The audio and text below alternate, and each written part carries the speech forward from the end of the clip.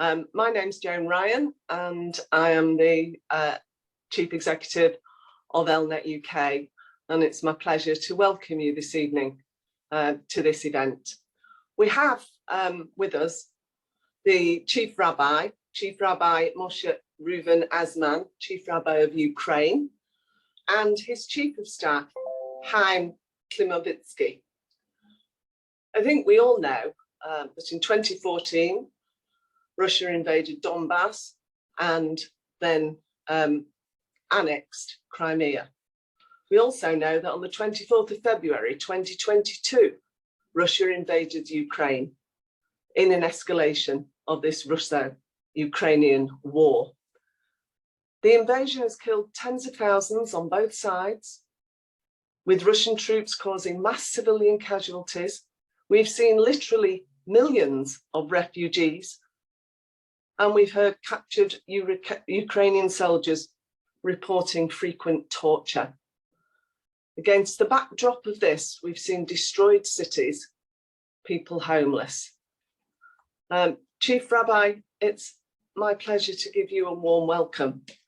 And I know that you yourself have a background and a history that tells us you've always had a strong commitment to helping others who are facing extreme adversity. Could you tell us a little bit about the work that you've done? I know back throughout your history as a refugenik in Russia, someone declared an enemy of the state of Russia, as someone who worked in 2014 in the Donbass, but before that, working with Israeli soldiers facing combat, and the work you're doing now tells us your commitment in these circumstances. Would you like to say a little bit about your history? Okay. First of all, thank you everybody that's coming to join with us. It's a real strong and real dangerous war in Ukraine now. A few words about myself. I was born in Soviet Union, in Leningrad, in Russia. No, now is Russia, but at that time it was the Soviet Union. And the first 20 years I lived there. And yes, I was few times was investigated by the KGB and most famous newspaper in Leningrad. Yes, called me as enemies of the state. Yes, it was a history, but I was in the refusal Aliyah. We made Aliyah to Israel in 1987. After a few years, we were refused with our family. And in Israel, I lived in Israel, in Canada, in 1988, and I worked was an assistant of the rabbi there, I never expected I come back to Soviet Union, but the God has another plans. And in 1995 I come back, but it just wasn't Soviet Union, it was Ukraine and Russia, Ukraine. And it was independent country, free country. And in 1995, I come here to Ukraine to return the famous Brodsky Synagogue, the Central Synagogue of Kiev. And after that, I return it. I with my wife, with my children, with my community. We rebuild community with my people. We rebuild community here and community services, community institutions, schools, kindergartens, Jewish. And we built during these years, we built the normal Jewish community life, and with the services, with the humanitarian services. And I was elected in the beginning of 2000s. I was elected as Chief Rabbi of Kiev. In 2005, I was elected. Communities in Ukraine was elected as Chief Rabbi of Ukraine. And from that time, I worked with to help in all Ukrainian for Jewish people. And but what happened now, from 2014, we worked with the first Jewish refugees from Donbass, Donetsk, Lugansk, and we built. It's a miracle place, but no, I need much more time to explain it. but you can read it about Anatevka, the Jewish settlement Anatevka. I built that place, the Sholem Aleichem, famous writer that he wrote about about this. I bought the land and we built the Jewish shtetl, and it's a miracle story. But there we settled a few hundreds Jewish people that left their homes in Donetsk, Lugansk, and we built there the Jewish. We built there the school, kindergarten, cheder, and we built the rehabilitation center. And we didn't expect at that time that Anatevka will play historical role when in 2022, in February, that's they began the war. That's through Anatevka, we evacuated tens of thousands Jewish people, not only Jewish people, most of them were Jewish people, but where Anatevka we evacuated after this through the central synagogue, when evacuated a lot of about about 40,000 people we evacuated from all Ukraine. We evacuated Chaim, that you see him. He come to Kishinev. Kishinev, it's Moldova. He and my wife and my children was there, and they organized the hub for the immigrants, for the Plitim, for the refugees. The refugees, yes, we organized, and from there they brought them to Israel, to Europe, to other places, and even now we try to care for them. But real work is here, and here I am from the first day of war. I didn't expect never time. As I was graduate in Soviet time about the films about the World War II. About the film and books about how the German Nazis come here to Ukraine, to Soviet Union, but I didn't expect that it's in 5 o'clock in the morning. I come and I hear the bombings all around, and I call my people in the community, said it's the war. That's and after this we was every day. From the beginning, it was under the strong attacks around us. We didn't know how we evacuate people. We didn't know it was a very strong risk of our life. It doesn't matter my life, but it was my grandchildren, my children, and a few hundred people every day. And it was no easy time, but it's over. No, it's over, but it will continue. We have another format now because we evacuated people from there because it was so dangerous that we evacuate everybody. But now it's Anatevka. We feel Anatevka new refugees from Kherson, from Nikolaev, and now. Sorry. Yeah. Yes, yes. What do you think? What is it like on the ground now on a day-to-day basis for ordinary people living in Ukraine, living in Kyiv, where you are? What are their needs? I'll tell you, we walk in a few directions. It's many directions. It's changed a little bit. For example, in winter, we need many generators. For example, we brought thousands of generators because the people didn't have the Russian forces. This special targets was in infrastructure, and people could call. Yes, and that's why we brought a generator and the power banks and many things. And now, for example, now is the most important. I don't know what most important, but what we do. We bring now systems of clear water because the Ukrainian now I think one of the tragedies, one of the ecological catastrophe in the southeast Ukraine, Kherson area, when the dam disaster was happened. We now in 1 week will be catastrophe. Maybe now you just now begin at some places right now, but in 1 week because all the water just come down to the Black Sea. And in many millions of people can be Now I just feel that they make they bring water there, but they could be without water nothing, and it's a real catastrophic situation. We brought from Israel systems for the we put it in the Odessa area, Nikolaev area. We put system for the 50,000 people. Now this week I was in Israel this week and brought another four system for the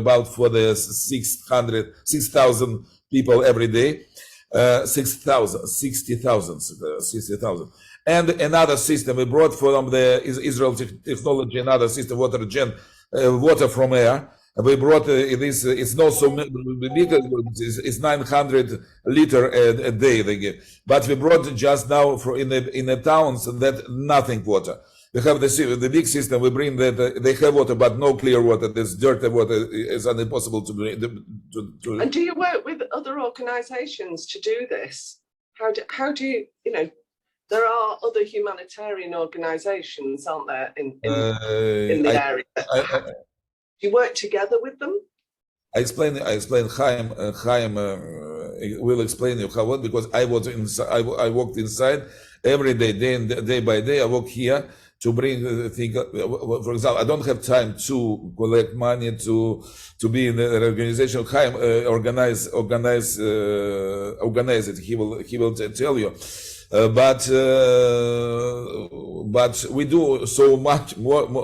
We do so much. Because every day we have new things what to do. For example, we were in Kherson. You sure saw my videos from Kherson a few weeks ago as we was bombed, and we come to evacuated people.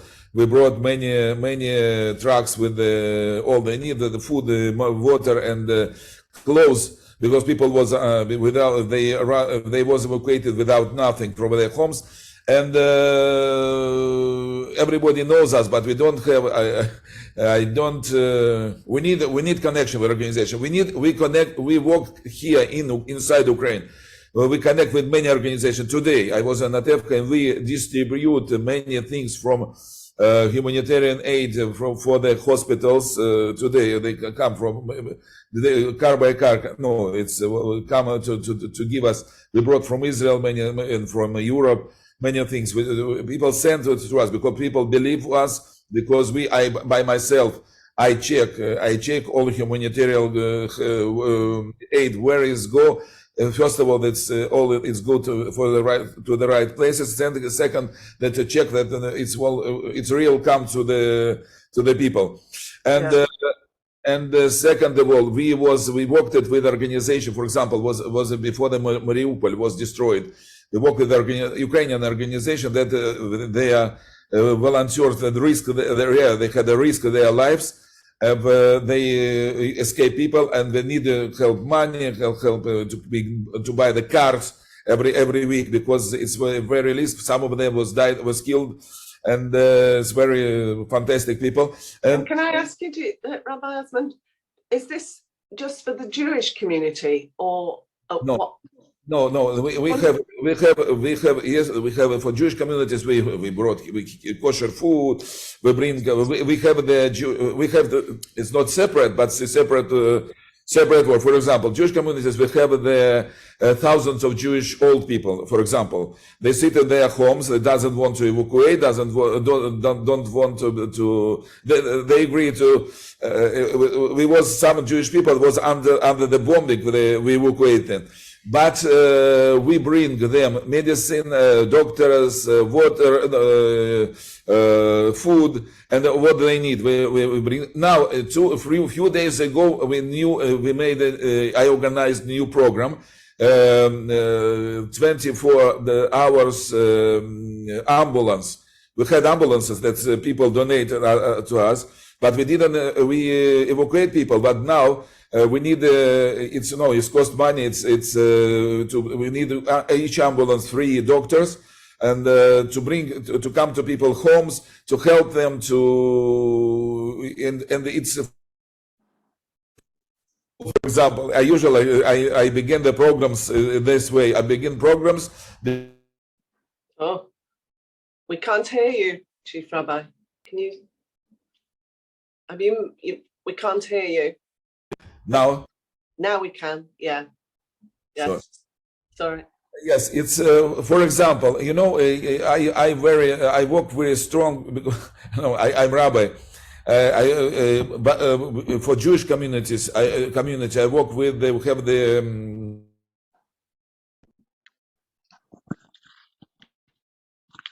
You can see that's the general. Are you? I think you're knocking your microphone when you're talking, and you move your hands. I don't hear you now. Can you hear me now?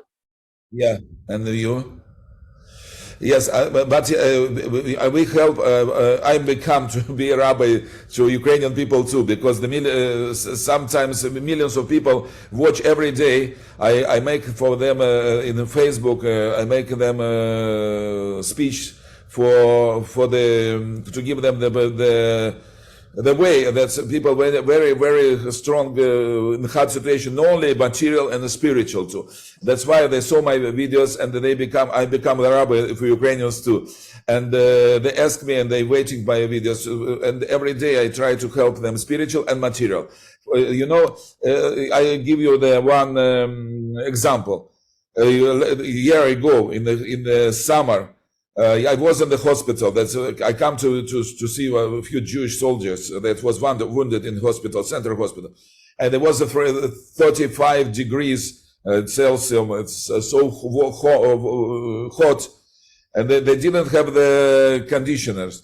And the people was without legs, with cut arms, and it's kind of healing. I asked how many rooms you have. And in this day, I bought the conditioners, and I asked them tomorrow to put all hospital was in conditions. I didn't ask, I have money, I don't have money. I try to do what I have and ask people to come to help me. But during that 2 weeks, 16 hospitals in Ukrainian, we put conditioners. And you know how many, it's nobody think about it, you know. People help with weapons, with food, but nobody, you know, people say, conditioners, you know, in the UK you don't have conditioners. But people didn't think that people that's wounded, that's strategy. And now we did it, and we bought the conditioners that in the winter, this was for the warming water, the water. Okay, it's one of the examples, but every day we have many directions. That's why the people say, for example, one of the German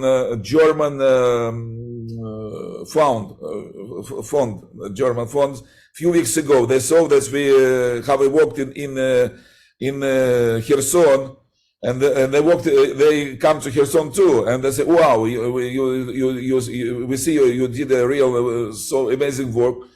How we can help us?" Okay, you know, we don't have gas. We don't have. We 6 or 7 big trucks. We come, but I didn't have money for gas. They gave us we full as gas, for example, because people see that we do and they join to us. That's the way how it was, but it's a lot of work. I think Chaim is I tell you it's emotional, but Chaim maybe make more structure. No. Structure. Shall I? Thank you, Chief Rabbi. Shall I come to Chaim now? And ask him to talk to us about. Chaim, I was just wondering, thank you for joining us. As I said, you're the Chief of Staff to the Chief Rabbi's office. Can I just ask you, what was the relationship like before this terrible situation between the Jewish community and the wider community? And what is it like now? And I ask this because I was very struck when we met and what Chief Rabbi has just said now, about the way you are working with the whole community, that you're not just focused on the Jewish community. Air conditioners are for everybody in the hospital. The food is for everybody, etc. Could you talk a little bit about that relationship? And bearing in mind, of course, you have a Jewish president in President Zelensky. Thank you. So actually, the Ukrainian people were very they're very accepting. It didn't make a difference to them, Jews, non-Jews, everyone, every Jewish community had a very good relationship with everyone else around them. And when this war started, it actually turned into something good, because like the rabbi said, we evacuated over 40,000 people. All of the evacuation points were either a synagogue or it was one of the joints buildings, you know, with the JDC, whether it was a Chesed building or it was a synagogue or it was whatever, but it was open to anyone who wanted to leave, right? So, and many synagogues are always constantly, any refugees that come get food, get clothing, get medicine. So in general, you know, especially seeing that also the chief rabbi and all the work he's doing, going down to the front, going everywhere, and trying to also advocate for Ukraine around the world, the current situation is very positive. You know, it's good to hear. I was just, you know, reading about some of the things that have happened as well. Of course, we're all aware of some of the terrible things that have happened, but in particular, the things that have been very meaningful to the Jewish community. So when the missiles fell on Babin Yar, how did that impact on the community? That was I mean, Zelensky himself said it's beyond humanity. Yeah, so I think going a step back, I think the whole you know, Russian propaganda of invading Ukraine to denazify it, having, you know, 73% electing a Jewish president, it was already a difficult moment.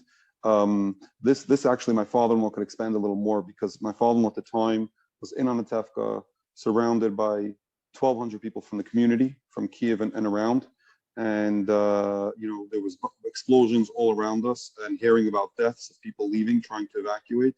And when that bomb fell into Babi Yar, that already broke it for Rabbi Azman, and he made a video where he was holding a Torah scroll in Russian, talking to the Russian people about the atrocities. Right, we just started hearing about Bucha and the European massacres, and when the missile fell, he made that video with his heart. I mean, I'm sure many people have seen it. The video has gotten millions of views, and that video made Rabbi Azman step up to being the spiritual leader of all Ukraine, not just of the Jewish people, because that video was seen. I mean, in the army, it was shown to all the battalions. Most of Ukraine has seen that video, that address, and I think that most of Ukraine supports, the Jewish and the non-Jewish community supported my father-in-law in that video, you know, where he's explaining what's going on in his background, he's Russian, you know, and I think it's very powerful, and I'm sure you guys have seen that as well. So, yeah. But what about when I mean, the other incident I thought I might ask you about was when the you know, tens of thousands make the pilgrimage to Uman every year in usually April, around Rosh Hashanah. And of course, this year, 23 people were killed with missiles falling. How has that impacted? And do the Jewish community, do the wider community respond in the same way as the Jewish community to these terrible events that particularly impact emotionally on the Jewish community? I think so, and I think that every time a missile would I think the Ukrainians really felt the support. Also, every time a missile would hit a synagogue, has happened a few times, and the Babi Yar event, and the Jewish world waking up in outrage, and when when Vladimir Putin said that Zelensky wasn't Jewish, you know, he's bringing that always back, right? This whole war is around the Jewish topic. So every time when the Jewish world would connect, I think that sends a very powerful, positive message to Ukrainian people in general, and to the wider world as well. What do you think the greatest need now is for people in Ukraine who are living under this threat of constant bombardment, of death, of becoming homeless? What is the greatest need that you, the Chief Rabbi and his office, are having to face? So there's a lot of, you know, the humanitarian need of people losing their houses and people losing everything they have, their belongings, not knowing what tomorrow will bring, not having jobs. All that brings a lot of mental stress, and that's when there is a tremendous need for that spiritual upheaval. That's why we really started focusing already, you know, 6 months into this war, when the evacuations, you know, cooled down and everyone who was in Ukraine wanted to stay. It's really giving that spiritual strength, that spiritual support. And the Fallen said every day he comes out with an uplifting message, and everywhere he goes, he tries to, that keep up the morale, keep up that. And thank God that's pretty strong in the Ukrainian people. But it's a mix of like not knowing the future, what's going on with the war, not knowing on with the economy, not knowing on what's going on with the jobs. A lot of families are all broken, where the women and children are outside of Ukraine, or the men are fighting in the war, and this causes a lot of difficulties. But at the same time, the nation is very united, and all are working together to try to solve it. Mm-hmm. I would like to add what we do now. A lot of rehabilitation centers, because very many people wounded, and soldiers and civil people. We work now with Israel to bring us the technology and they don't have enough. We bring here so many, equipment to help people, even to take the soldier or civilian guy from the hospital. They don't have special chair. Wheelchairs. Yes. Wheelchairs, stretchers. Yes, we had here. They send us from Europe chairs. We said, give it for time. How can I take it back? Because he is from legs. They don't have. As we distribute so many. We need so many things, different things, and for example, the different kind of medicine, different kind of. Everything. I think what I can do. I if you real. No, I don't know who is here. The people, but I know your organization work with people. We need maybe it's so important that to make emergency fund something like this. That we can use it every time. What we can ask you, for example, what if you give for example, because it's changed. For example, we need now water, and tomorrow we need maybe Russian. They want to bomb station, nuclear station. How is electric nuclear station, Zaporozhye, They blackmail Ukraine now, and a few days ago it was real, but it's continued to be real. If they do it, we make a tragedy, much more tragedy. Now, right now, we both for our community and people. Now we both the special medicine. Kali Yoda, I don't know how it's in English, but for the nuclear things, it's real our life. Here, and sorry. No, I understand that. Can I just remind everybody, if they want to ask a question of the Chief Rabbi and the Chief of Staff, please put your question in the chat. I'm going to, Chaim, maybe I should ask you this question, which is, we're coming close to the end of the questions, and then we'll open it to everybody for their questions. But you know that President Zelensky has called on Israel for a missile defense system, for Israel to help his country with arms and impose sanctions on Russia and open its door wider to the refugees. What's the view on the ground? Do people understand Israel's position, or is it a subject of conversation? Is it a concern?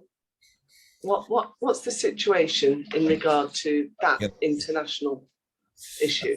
Again, usually here I speak on the television here in the Central Television, and I was in Israel. I was in Israel a few days ago. For a few days, a few times I was in Israel and spoke with the ministers, with the Prime Minister, and here. I explain people that Israel by themselves, they try to defend themselves, and Ukrainians people, the Ukrainian people, they want that Israel. They know that Israel can help much more, but I try to explain people that Israel help the Russia blackmail Israel in Syria with Iran, but By the way, in that time, I explained to Israelis that they changed the rules. Iran now there is a co-friend. I don't know how it is. Cooperate with Russia. With Russia, every night we see the Iran drones. Yeah. Iranian drones. Yes, Drones come here. Supplying them. And Russia pay for them as nuclear technology specialists, nuclear specialist aircraft. That's why I explained to Israel the same danger for Israel from Iran now and from Russia as Ukraine. That's why the same enemies. And I explained to people, see who is the friends of Russia: Iran, North Korea, Syria, Belarus. You understand that all the rest of the world stay with Ukraine, and Israel have to stay too. We understand it's a problem, but I think they just changed the situation, changing and Eli Cohen, the former minister of Israel, that he was here and met the minister Kuleba, minister of foreign minister of Ukraine. Kuleba told me by himself that the real change in the situation changed, but we try to do it much more help. Joanne, if I can just add a little bit more. So just a little bit background. My father-in-law has been helping build the relationship between Israel and Ukraine for the last 10 years. He's led 3 missions of Ukrainian parliament members, including prime ministers, to Israel. He's helped bring Knesset members to the Ukraine and helped build this bridge for years already. And we had a very difficult moment when the Israeli ambassador to Ukraine wasn't in Ukraine for quite a while. And a lot of that work and explanation, what my father-in-law was doing, the chief rabbi, and when Ukraine started, at one hand requesting more aid from Israel, on the other hand, voting against it in the UN, we started also really working on advocacy with the people as well, with thought leaders, with podcasters, going in and actually opening up every vote. One vote was that take away the nuclear weapons from Israel. And we brought it down to Ukraine. And we said this whole conflict happened because Ukraine had given up its nuclear weapons and now it's being invaded by its enemy. So Ukraine is voting for Israel to give up its weapons and to be attacked by its enemy, right? But going in deep into the explanation so that people understand the humanity side of this. The other vote that they voted against Israel was that the Israeli-Palestinian peace process should happen in Moscow at the same time that Russia is invading Ukraine, right? So this is obnoxious. And actually, someone from the president's office actually had apologized and said that this was a grave mistake because we put it out into the masses. How can Ukraine vote for peace talks between Israel and Palestine in Moscow, right? It doesn't make sense when Moscow is attacking Kiev. So a lot of these things is what we're doing, really talking to the leaders. A lot of the leaders of Ukraine, a lot of them come to my father-in-law, whether they're Jewish or not, for spiritual advice. A lot of them want to build a stronger relationship between Ukraine and Israel, and not just on the military side, right? Right now, there's a law already for almost a year that every single school needs a bomb shelter, right? The law of how the bomb shelter needs to be built, right? What are the specifications is basically copying the Israeli specs of bomb shelters because Israel, right? Israel's being bombed by missiles. That's their biggest threat. Ukraine's biggest threat to the civilian population is missile attacks. Israel's being surrounded by a greater enemy that wants to destroy it. Ukraine is being surrounded by a stronger military that wants to destroy it. And actually, the chief of staff, Valery Zazulny, who's out there fighting this war, really, on his personal Facebook page, it said born in Jerusalem, even though he's not even Jewish. But he really believes that Israel is a place where we need to learn from them. Not just weapons, we need to learn from them he thinks that this is going to be a war which is going to escalate and calm down and escalate and calm down, similarly to what's going on in Israel.